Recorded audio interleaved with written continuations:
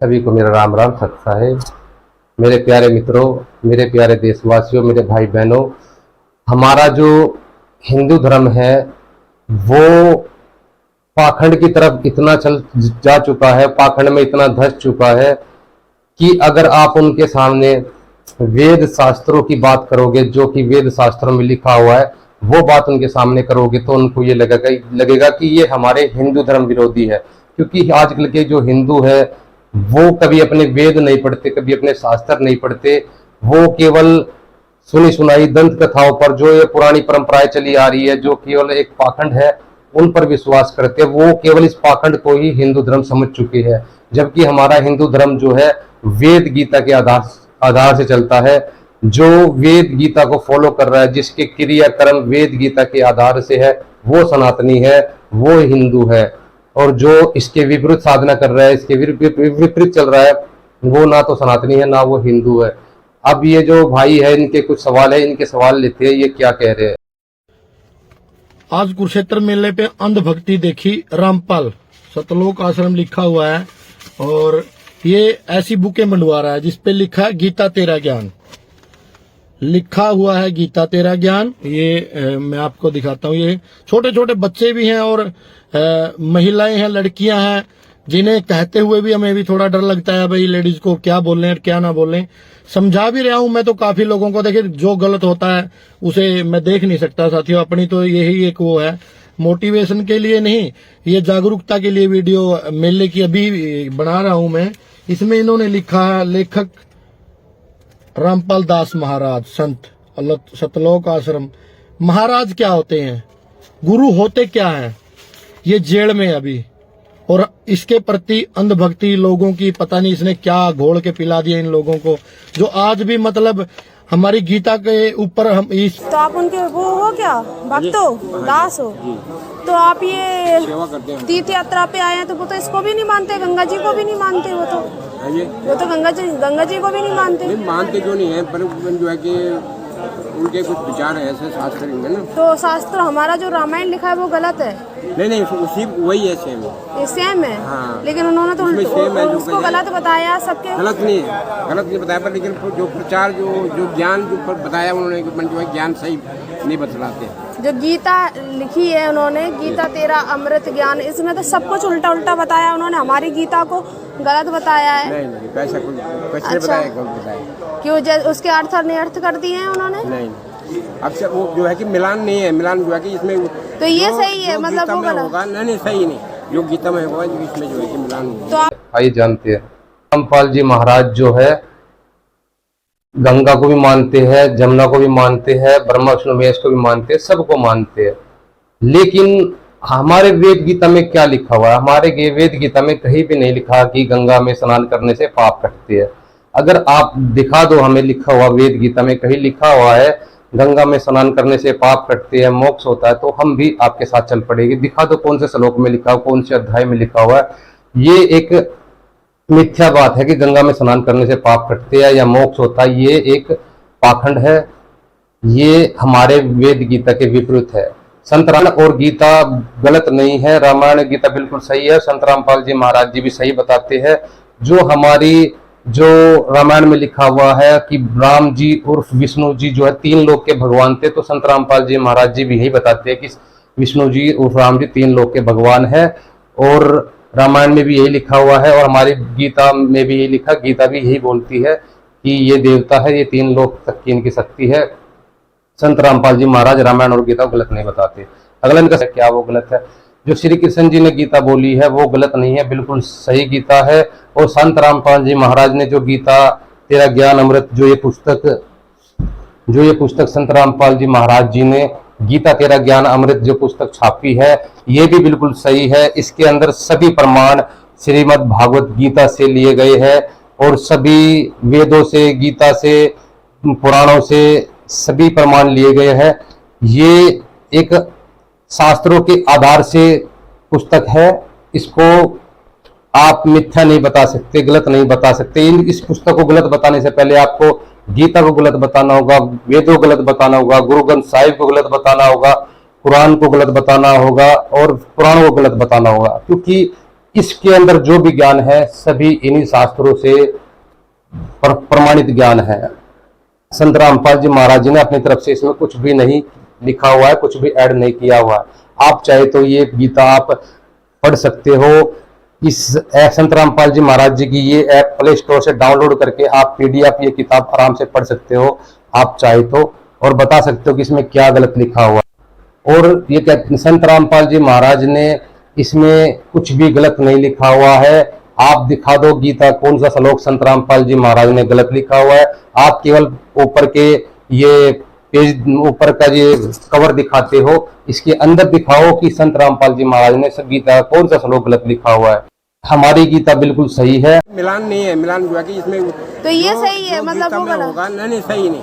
जो गीता में होगा इसमें जो है कि मिलान होगा। तो आपका ये कहना है वो गीता सही है, हमारी गीता सही है, सही है, रामायण सही है, फिर इसको बनाने की जरूरत क्या पड़ गई है? इसको बनाने की जरूरत क्या पड़ गई? उसका जो है कि जो वेद जो है ना, उसका शास्त्र जो है सही नहीं बताया। अच्छा, और इस गीता को बनाने की जरूरत क्या पड़ी? किताबें तो हमें स्कूल से मिल जाती है, लेकिन उनको समझने के लिए हमें टीचर की जरूरत पड़ती है, अध्यापक की जरूरत पड़ती है, जो कि टीचर जो है हमें अच्छी तरह से समझाता है।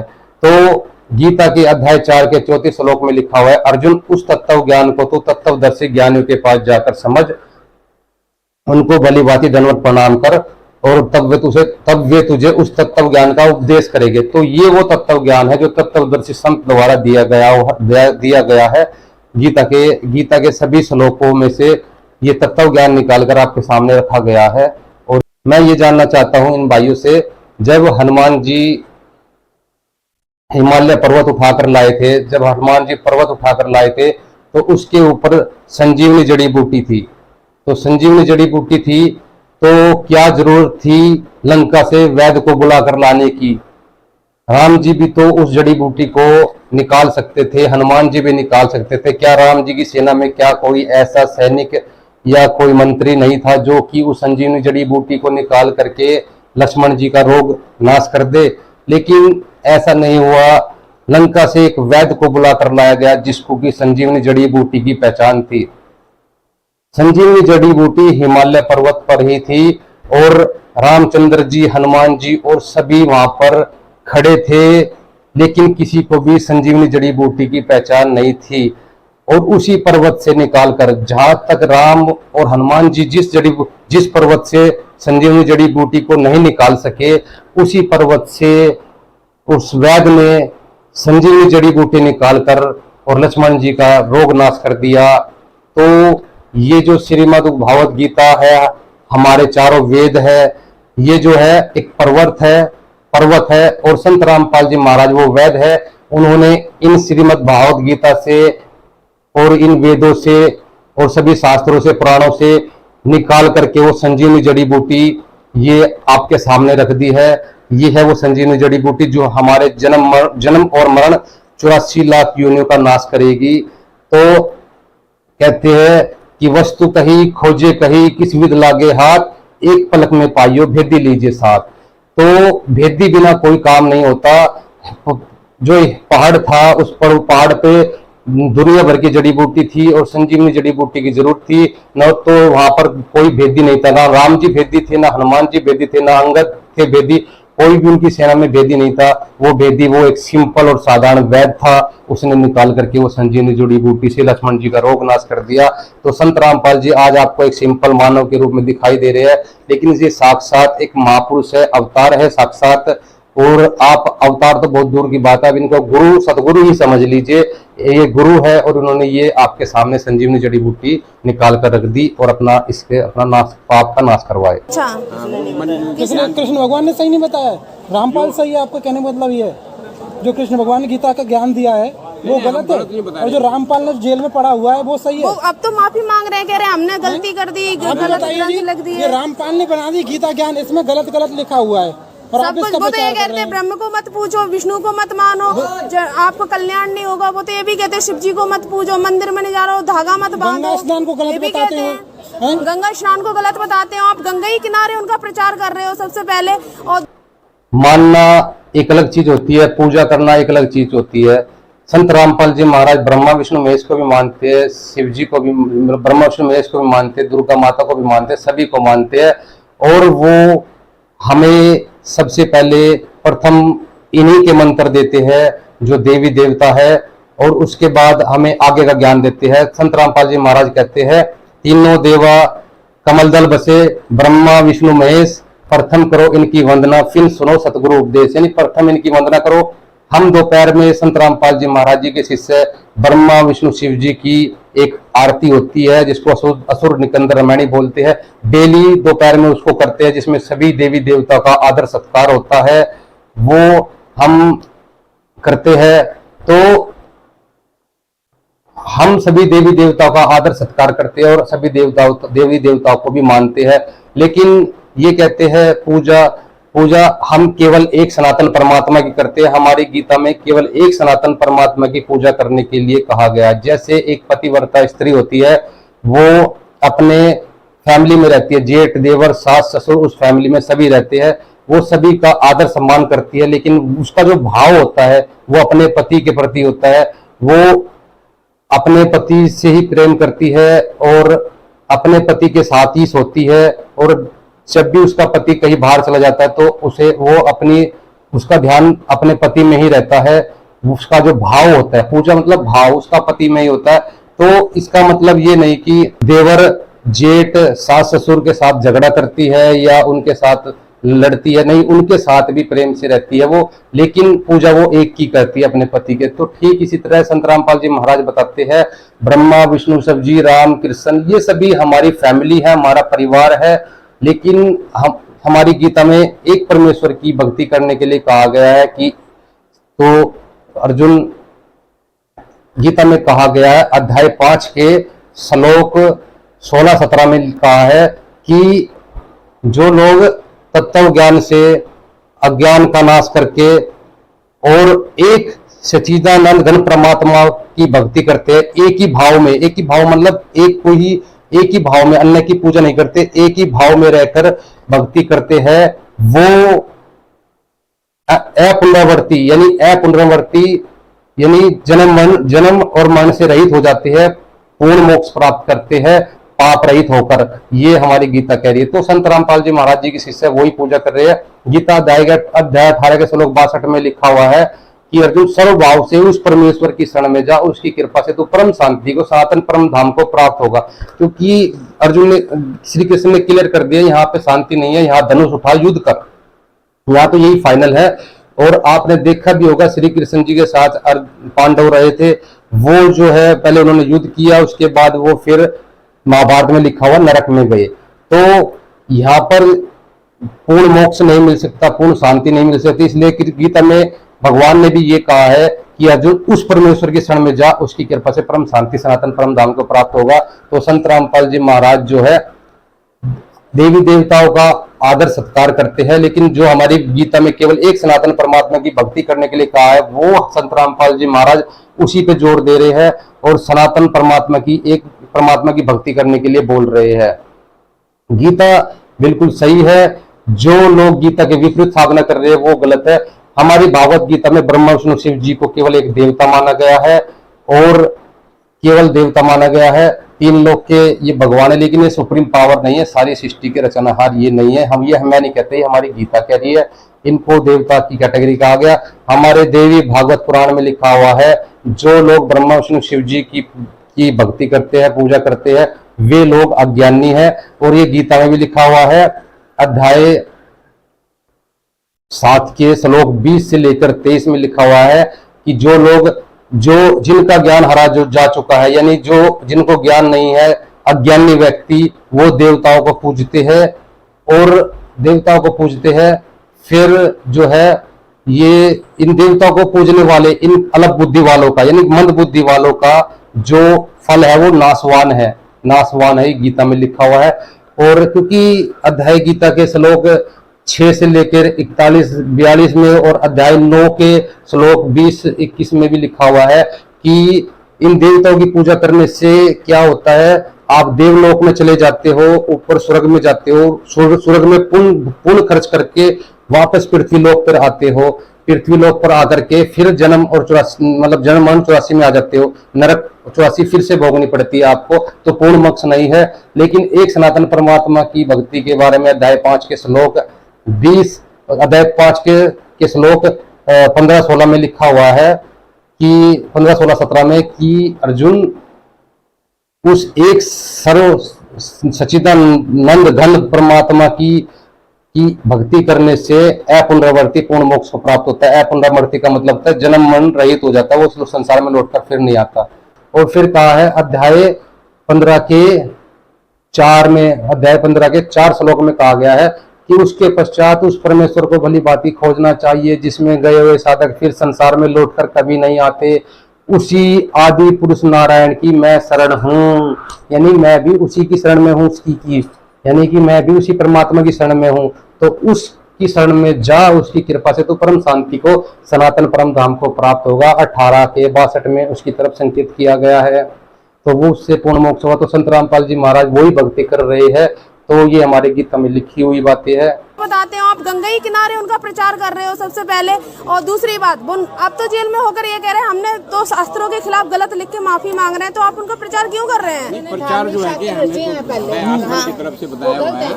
हाँ, उन्होंने रामायण गलत बता दी, चल रहा प्रचार पूरी दुनिया में चल रहा, तो आप अंधभक्त हो गए, अंधभक्त हो गए क्या?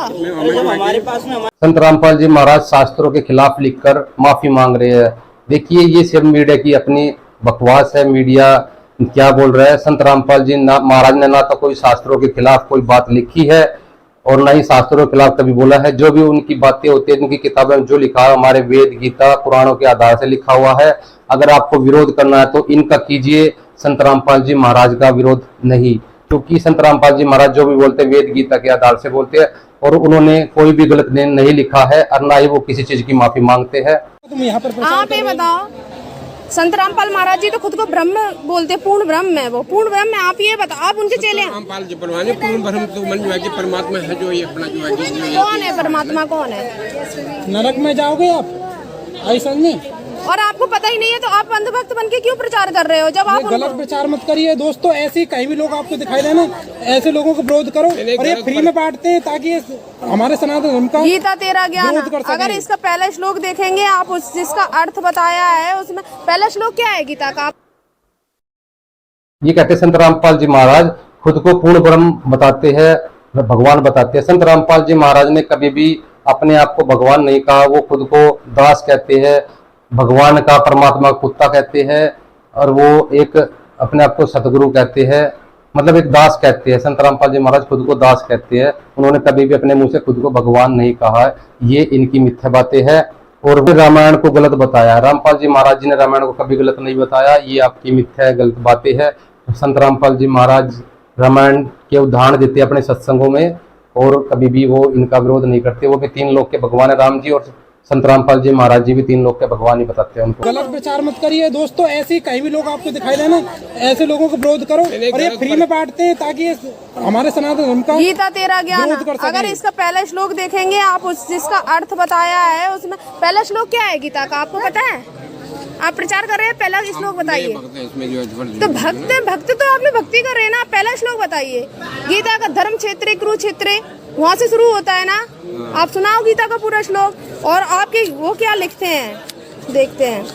ये कहते हैं जड़ भगवान विष्णु की जो पूजा करता है वो नरक में जाता है, उसका उद्धार नहीं होता है। बताओ हैं?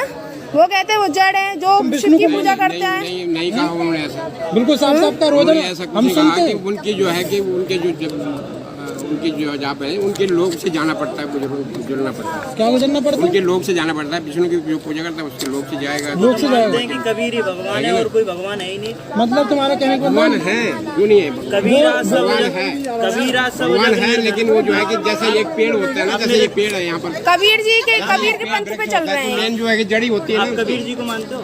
कबीर जी ने क्या कहा? कबीरा सब जग निर्धना, धनवंता नहीं कोई। कबीर जो है कि परमात्मा श्री राम नाम धनो। वो चारों युग में वही आया यहाँ पर, चारों युग में। या तो कबीर को मान लो या तो संत रामपाल महाराज जी को मान लो। अगर कबीर के पंथ पे चल रहे थे तो कबीर को तो तुम गुरु वो है तो गुरु तुल्य बनी ये भगवान। गलत प्रचार मत करिए, ठीक है ना? ये गलत प्रचार मत करिए। हमें मजिस्ट्रेट का ऑर्डर मिला हुआ है। किस कौन से मजिस्ट्रेट? तभी वो जेल में पड़ा हुआ है, तभी वो जेल में पड़ा हुआ है। मंजवाएंगे, वो ऑर्डर दे रामपाल किस लिए जेल में गए थे तुम्हें पता है? परमिशन ला रखी है हमने। रामपाल किस लिए जेल में गए थे तुम्हें पता है? तो मंजवाएंगे उन्होंने जो है डाला उनको जो है कि वैसे नकली गुरुओं ने। नकली को उन्होंने डाला? हाँ, समाज अच्छा, मंजवाएंगे। हमारे पास गीता है, हम इसको क्यों पढ़ेंगे? अरे भाई, कनार सीखने के लिए भी ना स्कूल में जाने की जरूरत पड़ती है, अध्यापक के पास जाने की जरूरत पड़ती है, ठीक है। और वहां से भी काम न चले ना, फिर ट्यूशन भी लगवाना पड़ता है। यानी कि कनार भी तुम खुद से नहीं सीख सकते, खुद से नहीं पढ़ सकते। गीता तुम खुद से पढ़ लोगे? लगता है गीता तुम खुद से पढ़ लोगे? चलो बताओ, गीता में ब्रह्मा विष्णु शिव जी को क्या कहा गया है? 90% हिंदू, 99% हिंदू भाइयों को नहीं पता गीता में ब्रह्मा विष्णु शिव जी को किस नाम से पुकारा गया, दुर्गा माता को किस नाम से पुकारा गया गीता में। पढ़ लोगे गीता? समझ लोगे?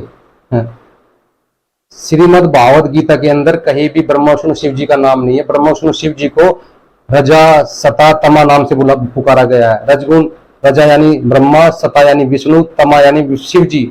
और दुर्गा माता को कहीं भी शेरावाली के नाम से नहीं पुकारा गया। गीता के अंदर शेरावाली को प्रकृति कहा गया। अध्याय 7 के श्लोक 4 और 5 में कहा, अर्जुन ये 2 तरह की प्रकृति है, पृथ्वी, जल, वायु, अग्नि, इस तरह से 5 तत्वों से बनी ये मेरी प्रकृति है। ये जड़ प्रकृति है। 5 तत्व 3 गुणों से बनी ये जड़ प्रकृति है। और इसके अलावा एक जीव रूपा प्रकृति है जो चेतन प्रकृति है, उसको वो दुर्गा शेरावाली है। तो प्रकृति, शेरावाली माता को प्रकृति के नाम से पुकारा गया है शास्त्रों के अनुसार। पढ़ लो खुद से तुम गीता। भाई गीता को समझने के लिए ना गुरु की जरूरत पड़ती है। गुरु, तुम बिना गुरु के चेले, तुम गुरु कभी बनाते नहीं हो। रामकृष्ण से कौन बड़ा? उन्होंने भी गुरु बनाए हैं। तुम उनसे भी बड़े हुए, तुम गुरु नहीं बनाते, तुम्हें गुरु की जरूरत नहीं है। जी बिल्कुल ठीक है। गीता का जो श्लोक है वहीं से शुरू होता है, धर्म क्षेत्र कुरुक्षेत्र। बिल्कुल सही बात है, आपकी गीता का वहीं से शुरू होती है। लेकिन चारों वेदों का जो सारांश है वो श्रीमद् भागवत गीता है। और श्रीमद् भागवत गीता का जो सार है वो ये गीता तेरा ज्ञान अमृत है। जो हमारी श्रीमद् भागवत गीता है वो है दूध है।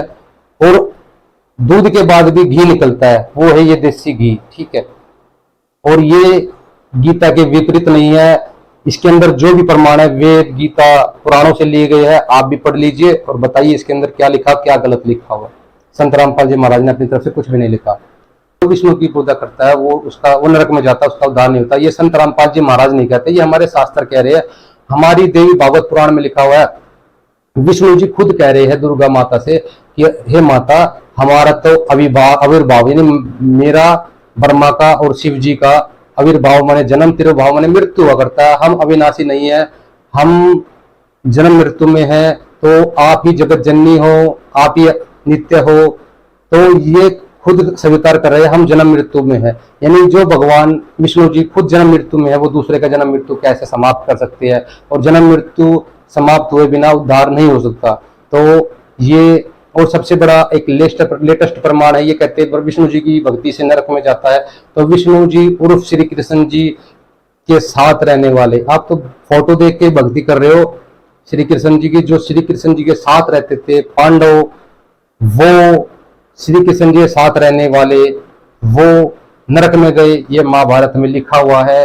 तो संत रामपाल जी अपनी तरफ से कुछ नहीं कहते। आप अपने ग्रंथों को पढ़िए, हमारे जो ग्रंथ है उनको पढ़िए, ये उनमें लिखा हुआ। अगर आपको विरोध करना तो आपको महाभारत का विरोध कीजिए, आप श्रीमद् देवी भागवत पुराण का विरोध करिए, गीता का विरोध करिए, क्योंकि ये सब बातें उसमें लिखी हुई है। संत रामपाल जी महाराज ने अपनी तरफ से कुछ भी नहीं कहा।